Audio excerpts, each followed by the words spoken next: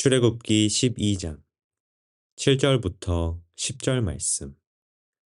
그 피를 양을 먹을 집 좌우 문설주와 임방에 바르고 그 밤에 그 고기를 불에 구워 무교병과 쓴나물과 아울러 먹되 날것으로나 물에 삶아서 먹지 말고 머리와 다리와 내장을 다 불에 구워 먹고 아침까지 남겨두지 말며 아침까지 남은 것은 곧 불사르라.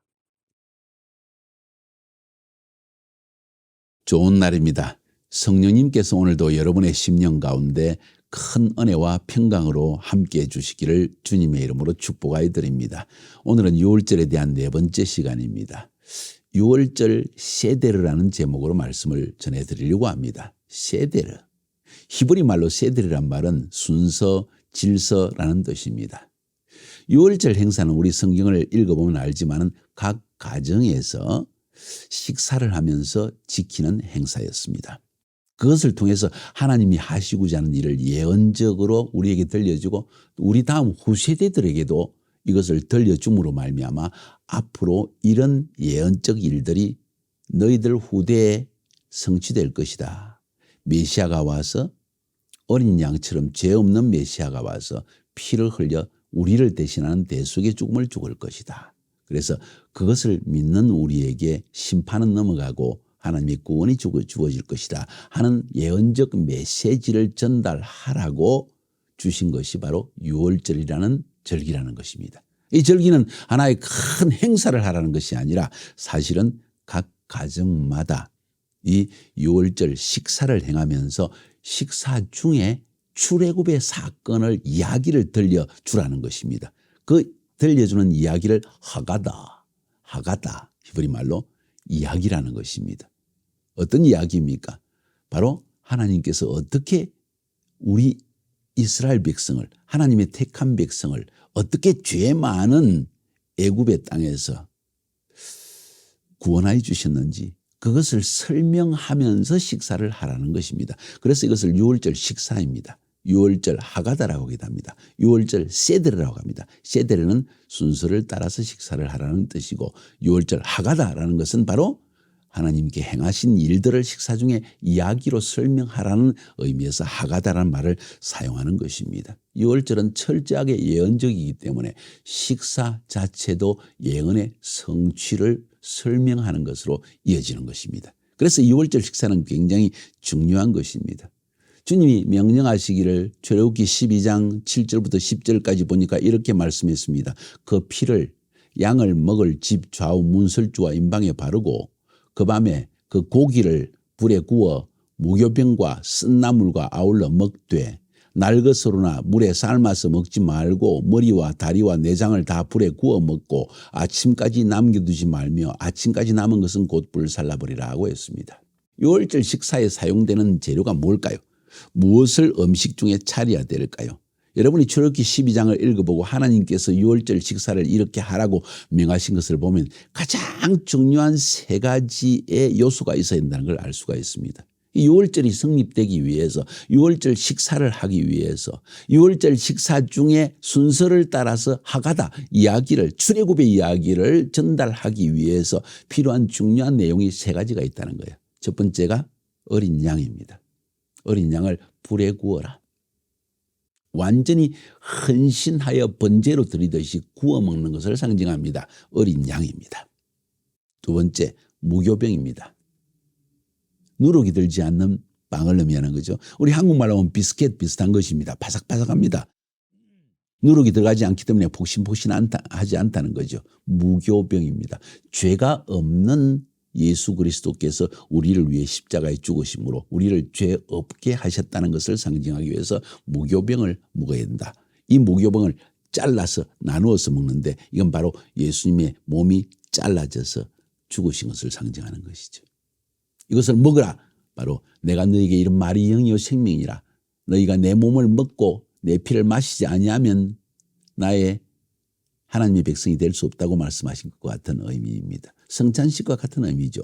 성찬식은 6월절의 축소형이라고 말할 수가 있는 것입니다. 자, anyway 6월절의 가장 중요한 요소는 뭐라고요? 어린 양이 있어야 됩니다.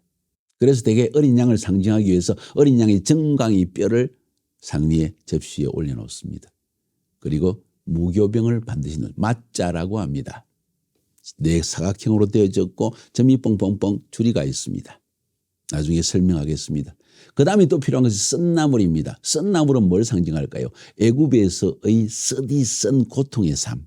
죄악 가운데 있을 때, 육신을 따라 살아갔을 때, 마귀의 종살이를 할 때 이 쓴 삶을 상징하기 위해서 썬나물을 먹게 되어집니다. 이 세 가지 요소가 제일 중요하다는 거예요. 이 세 가지가 있으면 유월절 행사는 어디든지 할 수가 있습니다. 그러니까 어린 양이 있고 무교병이 있고 맞자가 있고 그리고 썬나물만 있으면 썬나물 어딘지 구할 수가 있죠. 무교병 집에서 만들면 되죠. 어린 양 아마 중동 지역에서는 아주 흔하기 때문에 쉽게 구할 수가 있는 것이죠. 왜 남은 것은 다음날 불로 태웁니까? 주님은 우리의 희생제사가 되셨기 때문에 희생제물로 하나님께 번제를 드릴 때 그 이외의 모든 것들은 불에 태워버리라 그랬기 때문입니다. 자, 그 다음에 이 6월절 만찬 접시에 대한 설명을 하고 합니다. 식사를 할 때 물론 이것만 먹는 건 아닙니다. 이것을 먹고 이걸 기념하면서 나중에 식사 시간에는 뭐든지 다 먹을 수가 있습니다. 왜? 중요한 것은 이 세 가지 어린 양과 맞자와 썬나물을 통해서 하나님이 이스라엘 백성을 구원하게 하신 일을 위해서 설명하기 위한 것이 바로 이 6월절 세데르, 페사 세데르이기 때문이기 때문입니다. 정강이 뼈를 놓는다고 했죠. 둥근 접시에 뼈를 놓습니다. 희생양을 의미합니다. 그 다음에 카르파스라고 하는 파슬리를 놓습니다. 이건 소금물을 찍어서 나중에 먹어요. 그 위에 소금물도 담긴 종기를 딱 놓습니다. 이건 뭘 의미할까요? 애굽에서의 삶의 고달픔을 상징합니다. 이 첫 번째 썬나물이고 또 두 번째 썬나물은 바로 마로르라고 합니다. 이게 진짜 썬나물입니다. 이것은 노예의 생활이 고달퍼서 흘린 눈물을 상징합니다. 그래서 겨자 있죠. 아주 매운 겨자. 정말 그냥 부드러운 연 겨자 말고 아주 강한 겨자. 조금만 먹어도 그냥 막 눈물이 날고 땀이 날 정도의 그런 겨자를 준비합니다. 러시아 말로 흐렌이라고 하는데 우리는 서양 고추냉이, 서양 고추냉이를 하얗죠? 그거를 찧어가지고 그것을 놓습니다. 나중에 맞자에 그걸 찍어 먹으면요 얼마나 눈물이 펑펑 쏟아집니다. 뭘 상징합니까? 애굽에서의 삶은 정말 고달픈 노예의 눈물의 삶이었다는 걸 상징하기 위해서 그걸 기억하라는 거예요. 그래서 이 6월절 식사에 중요한 것이 이 마로르라고 하는 썬나물이라는 거예요. 그 다음에 또 하로셋이라는 것이 있습니다. 특별한 후식이라기에는 좀 그렇지만은 아무튼 사과를 갈아가지고요. 거기에 견과류도 갈고 계피를 넣고 꿀을 섞어가지고 놓습니다. 뭘 상징하느냐? 꿀이 들어가지 않습니까? 그리고 호두 같은 그런 그 견과류를 찧으니까 뭔가 씹히는 것이 있죠. 이건 사실은 이스라엘 백성들이 애굽에서 종살이를 할 때 애굽의 모든 성들을 쌓기 위해서 수고했던 것을 상징합니다. 벽돌 쌓기를 한 것을 상징하는 거예요. 벽돌을 쌓기 위해 벽돌 사이에 있는 모르타르를 상징하는 것입니다. 그래서 우리가 이런 고통스러운 삶을 살았다는 것을 기억하게 하기 위해서 이 하로셋이라고 하는 이런 퓨레, 사과 퓨레에다가 견과류 빻은 것, 빻기보다는 조금 그냥 씹힐 정도로 하고 그리고 계피를 좀 넣고 그리고 꿀을 넣어가지고 만들어냅니다. 다 애굽에서의 고통스러운 삶을 상징하기 위한 것입니다. 그리고 거기에 계란을 놓습니다. 여러분 그 그릇에 보면 양 정강이 뼈가 있고 소금물이 있고 파슬리가 있고 마로르 그죠 서양 고추냉이가 있고 그다음에 또 하로셋 그죠 이 사과 푸레로 만드는 꿀을 섞어 만드는 것이 있고 그리고 계란을 준비합니다. 계란은 뭘 의미할까요? 사실 알쏭달쏭합니다. 유대인들의 전통적으로 6월절 행사를 하면서 계란은 여기에 더 첨가가 되어졌습니다. 원을 의미할까? 어떤 사람은 양이 없을 때 다른 양을 준비된 다른 양을 의미하는 것이다 하는 사람이 있고 그러니까 양이 부족하면 죽이려고 준비해둔 다른 양을 상징하기 위해서 그냥 계란을 하나 놓는 것이다 하는 의미도 있고 어떤 사람은 이스라엘 백성들의 삶의 중심이 되어졌던 성전이 AD 70년에 로마의 디도 장군에 의해서 완전히 파괴되어졌죠. 솔로몬 성전은 주전 586년에 파괴되어졌죠. 1성전, 2성전 다 파괴되어져 버렸습니다. 이것을 기념하기 위해서 계란을 놓았다. 왜 계란을 놓는가? 좀 이해는 되지 않죠. 자, anyway, 그래서 이 계란은 그런 의미를 지니고 있다 하는 생각을 해볼 수가 있습니다. 그 다음에 6월절 식사를 할 때 비스듬히 누워서 식사를 합니다. 왜 그럴까요? 자유인이 되었다는 상징입니다. 아니 지금 애굽에서 종살이하는 유대인들은 비스듬히 누워서 편안하게 누워서 밥을 먹을 그럴 여유가 없는 삶이었는데 이제 예수님이 우리를 어린 양의 피로 구원하여 주셨기 때문에 우리는 이제 자연이 되었다는 의미에서 비스듬히 누워서 식사를 합니다. 여러분 예수님의 최후의 만찬 6월절 식사를 하는 최후의 만찬을 그린 작품 여러분 알고 계시죠? 엉터리입니다. 왜 엉터리인지 아십니까? 거긴 서양인의 식탁이 놓여 있고 의자에 앉아 있는 거예요. 천만의 말씀. 예수님의 6월절 만찬은요 가작인들처럼 옛날 한국 사람들처럼 상을 가운데에 놓고 전부 바닥에 앉아서 비스듬히 누워서 하나씩 고기를 뜯어먹고 빵을 나눠 먹고 너도 먹어라 이렇게 했던 것이 바로 6월절 식사의 모습이라는 거예요. 근데 이 서양인들이 자기의 방식으로 그냥 식탁을 멋있는 걸 놓고 그리고 주위에 앉아가지고 천만의 말씀 비스듬히 누워서 했다. 그런 이야기를 할 수 있죠. 요한복음 13장 23절에 보니까 예수의 제자 중 하나 곧 그가 살아가신 자가 예수의 품에 의지하여 누웠는지라. 식사 자리에 어떻게 품에 누울 수가 있습니까? 바로 바닥에 앉았기 때문이죠. 재미있는 이야기입니다. 이 6월절 만찬 때 그 집안의 가장 어린 남자아이가 4가지의 질문을 던지게 되어 있습니다. 그 질문에 대한 답을 하면서 하가다. 출애굽의 이야기를 다음 세대에게 전달해 줍니다. 신앙 전수이죠 말하자면. 그리고 하나님께서 앞으로 6월절의 예언을 어떻게 성취할 것인지를 기대할 수 있도록 만들어주기 위해서 4가지의 질문을 던지게 합니다. 어린아이들은 이유도 모른 채 질문을 하는데 아버지는 능청스럽게 거기에 대한 답을 주면서 이 하나님의 구원에 대한 이야기, 예언에 성취될 것을 미리 자기 자녀들에게 전달해 줍니다. 4가지 질문이 뭔지 아세요? 첫 번째, 다른 딸은 무교병도 먹는데 무교병도 먹고 그냥 맞자도 먹고 유교병 보통 누룩이 들은 빵도 맛있는 빵도 먹는데 왜 오늘 밤은 무교병만 먹나요? 하고 질문을 하면 하나님 그 집의 가장이 이 무교병을 먹는 이유를 설명해 줍니다. 하나님이 이걸 먹으라고 했다. 그런데 우리가 애굽에서 도망가기 위해서 갑작스럽게 6월절을 행사를 했기 때문에 누룩이 부풀 때까지 기다릴 수가 없었다. 그래서 부풀지 않은 빵을 빨리 구워가지고 먹어야만 했다. 그게 무교병이다. 그래서 바삭바삭하고 맛이 없는 것 같지만 굳어버렸지만은 근데 그걸 먹을 때마다 우리는 그렇게 급히 하나님의 구원을 체험했다. 예수님이 재림하실 때 우리에게 임할 구원도 그렇게 하루아침에 급작스럽게 이루어진다는 거예요. 도적처럼 주님이 오신다. 그런 이야기죠. 그 이야기를 설명해 주는 거예요. 두 번째 질문을 던집니다. 다른 날은 모든 종류의 나무를 먹는데 오늘 밤은 왜 쓴 나물만 먹나요?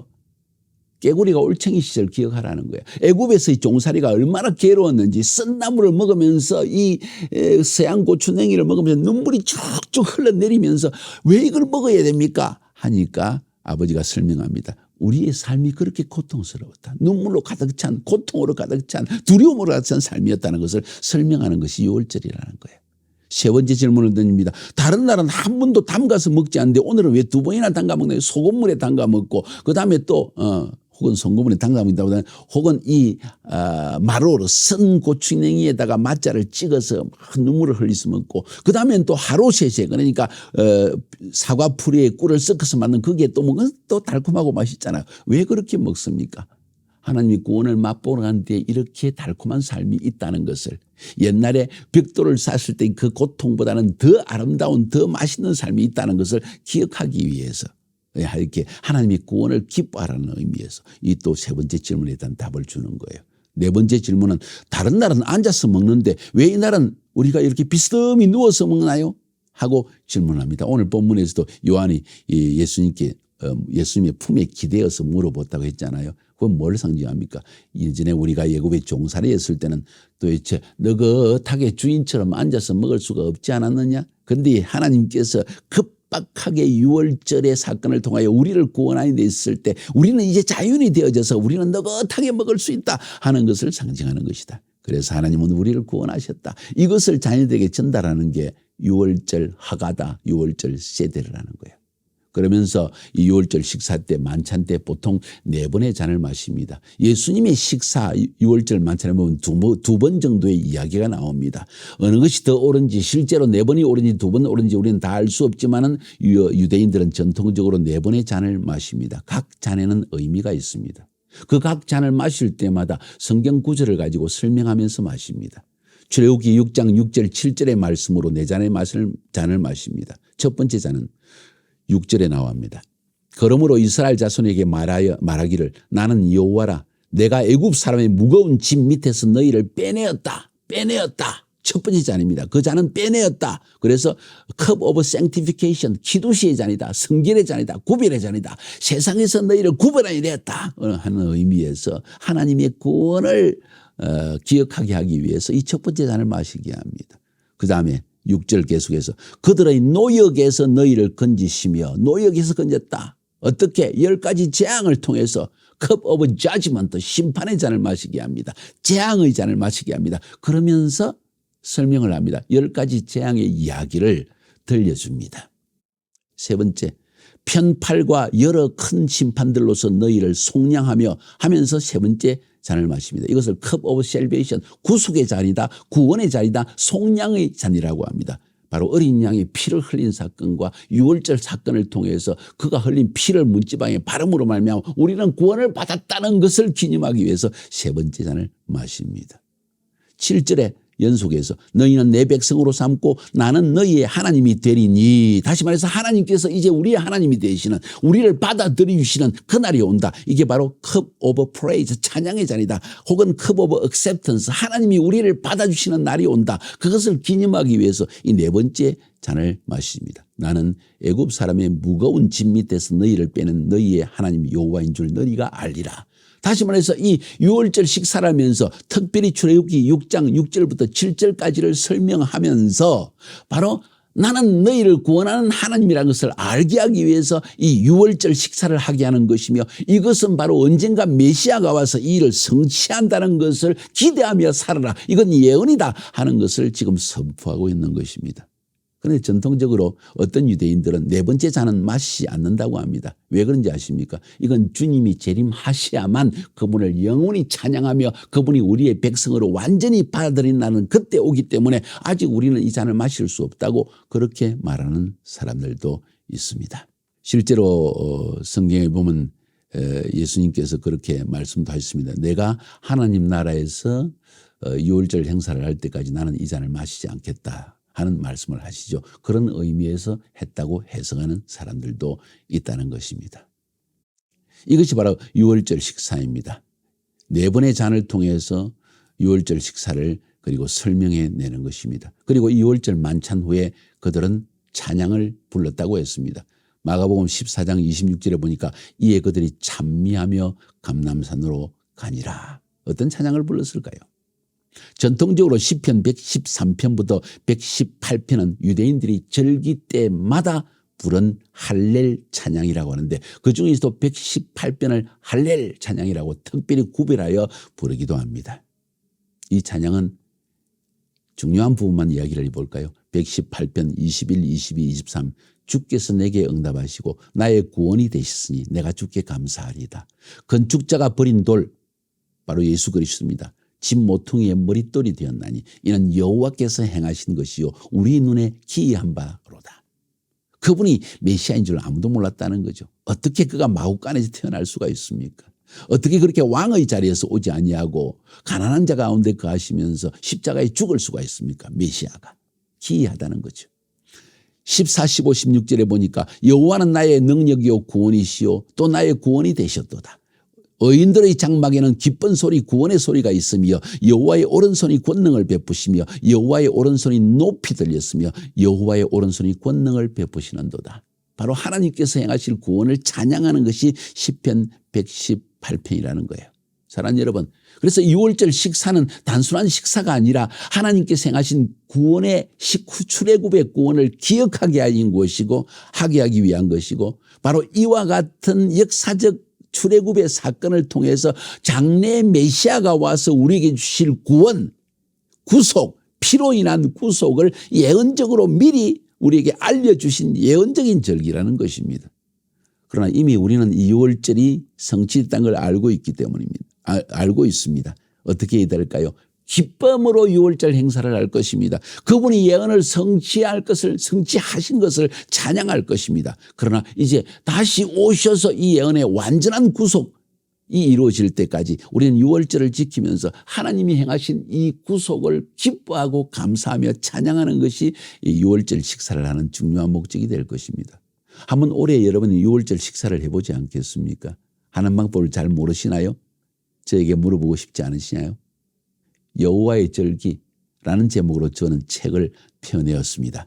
그 책의 마지막 부록편에 바로 이 6월절 식사를 어떻게 하는지를 여러분에게 미리 다 알려놓았습니다. 저희 책을 한번 구입해서 살펴보시죠. 할 수 있으면 여호와의 절기 하나님의 시간표라는 이 책을 여러분이 꼭 구입하여 읽으시고, 그리고 그 마지막에 기록된 이 6월절 식사를 하는 모든 순서를 자세하게 적어놓았고 그대로 한번 준비하고 식사를 해보시면 그 의미를 더 깊이 깨달아 알 수 있게 될 것입니다. 그래서 이 6월절 절기가 단순히 유대인만을 위한 것이 아니고 구약시대 것이고 그림자이기 때문에 이것은 아무 필요가 없다는 것이 아니고 바로 신약시대에 성취되어진 하나님의 예언이기 때문에 오늘날도 6월절을 지킴으로 말미암아 한번 해봄으로 말미암아 예수님이 예언적 삶을 사셨다는 것을 우리는 깊이 깨닫게 될 것입니다. 올해는 한번 그 6월절 식사를 여러분이 직접 해보시기를 바랍니다. 승리하시기를 주님의 이름으로 축복합니다.